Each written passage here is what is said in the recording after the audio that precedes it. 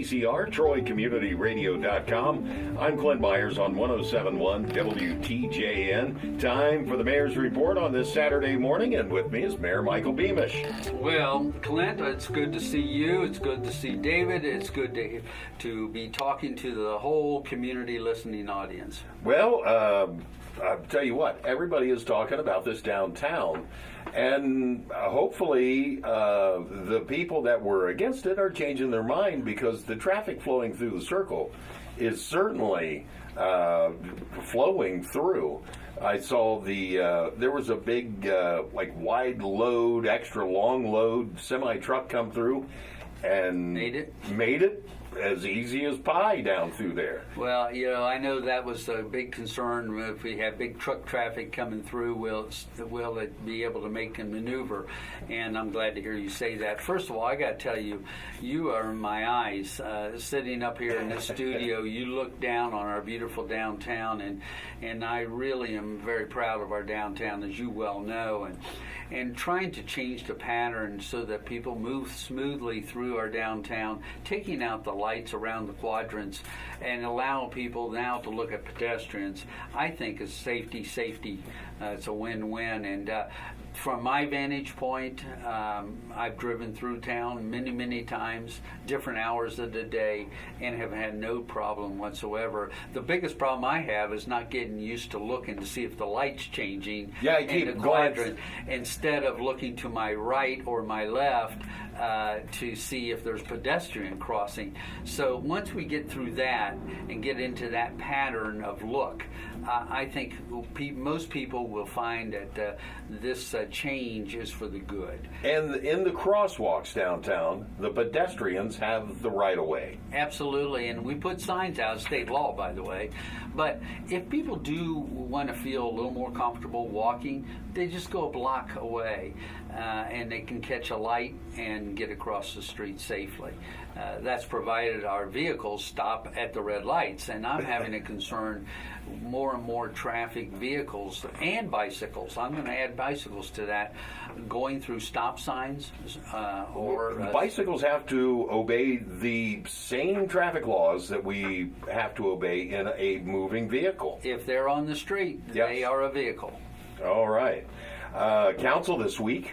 Yes, and I'm going to start with a positive, too. We had Megan Marhelski from OEPA, Ohio Environmental Protection Agency. She was there to present our superintendent, Jeff Montz, and Ralph Walters at the water treatment plant, two positive citations, commendations for the quality of our water here in this city and how we maintain the facilities.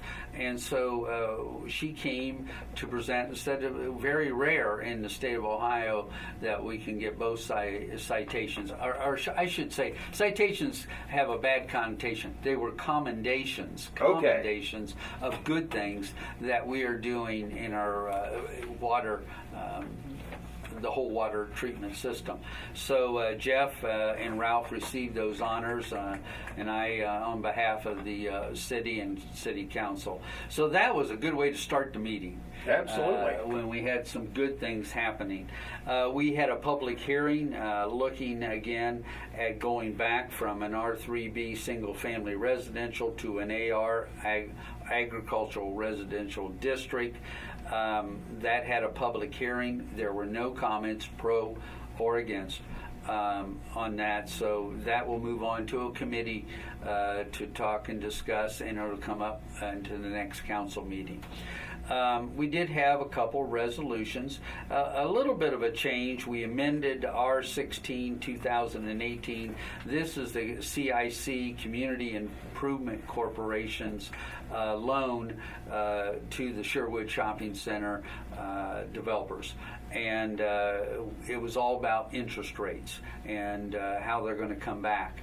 And so it was about the $5,000 loan. Remember, we had a $900,000 loan as well, combined $1.4 million. But that was just to tie up loose ends, and that passed 7-0. We had 7 members of council out of the 9. That was emergency, so that moves on. We had some discussion about the bid operation of Dye Mill Road facility. Many people are not getting the right information out. You know, we haven't changed the fee structure. It's still for the whole process is $17. Been that way. In fact, we froze that increase for 3 years. So in year 4 and 5, we may have a quarter more increase.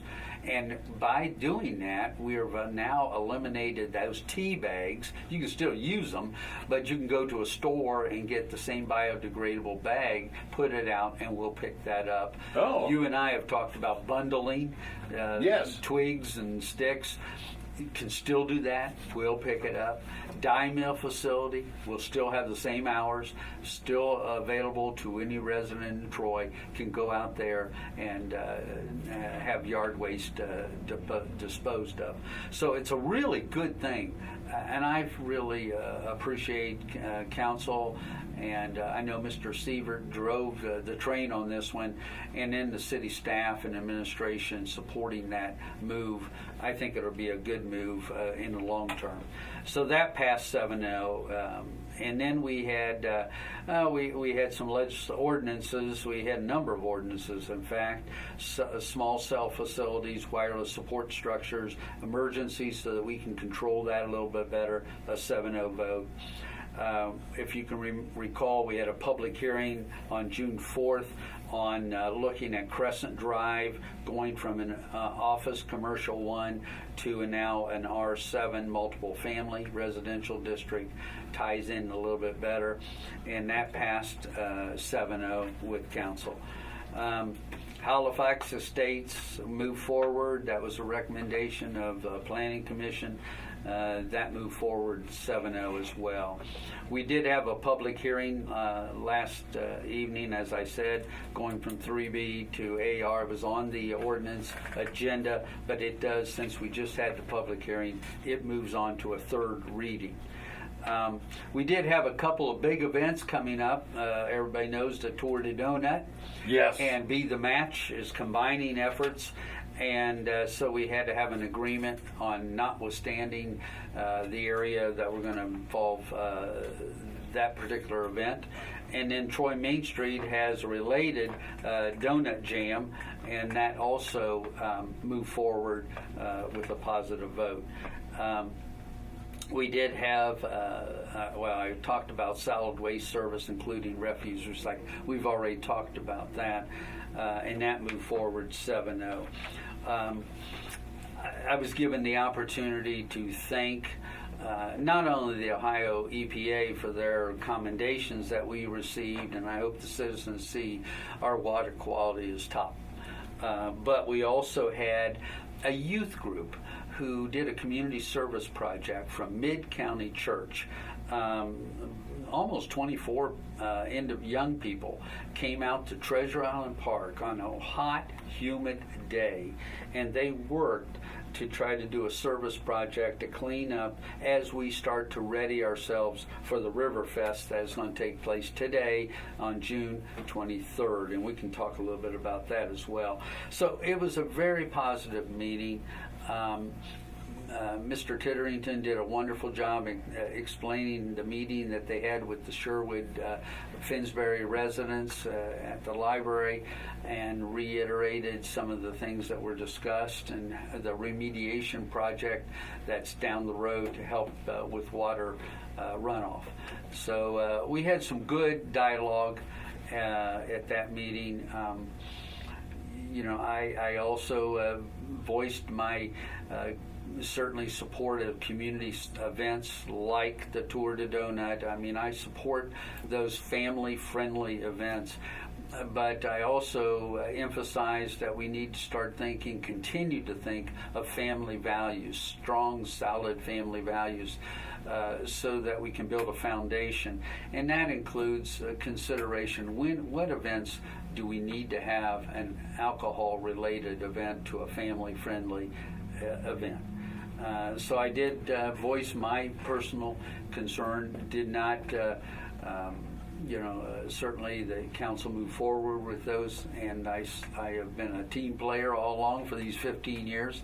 We'll continue to do that, putting aside maybe my personal opinions aside, but still, hopefully, most people will see that we need strong family values and modeling for our young people. Absolutely. You had brought up the Sherwood Shopping Center. Yes. I want to bring up the fact that North Market Street is just awesome. I drove it today, and I'll tell you, it is. You have that one lane that gives you the turn, so you get those cars that are turning out in the middle, and the rest of it's moving smooth.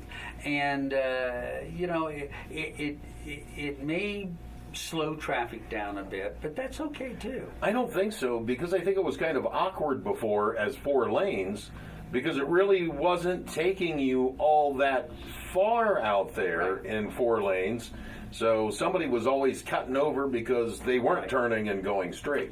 So I think between our downtown, our North Market Street, we've got other projects coming, street projects, but I hope our folks, even if they see an inconvenience at a moment, that they give it a little bit of time, and you'll see that the results are going to be a positive experience for all of the motorists and bicyclists as well. Well, the project was completed a little ahead of schedule because it wasn't supposed to be done until August, I believe. It was. And so we're well ahead of time. It's open, it's moving, and there we go. Life goes on. Everybody can get where they're headed. Also, I like the new construction going on out State Route 55, where the convenience store was, where they're putting in the new gas station there. Yeah, it's, growth. We're a pretty vibrant community right now, and that leads us to some of the community-oriented events that we have coming up and starting today with the Riverfest. Absolutely. Down at Treasure Island today, the Riverfest kicks off at 10 a.m. this morning with a river race, 12.1 mile.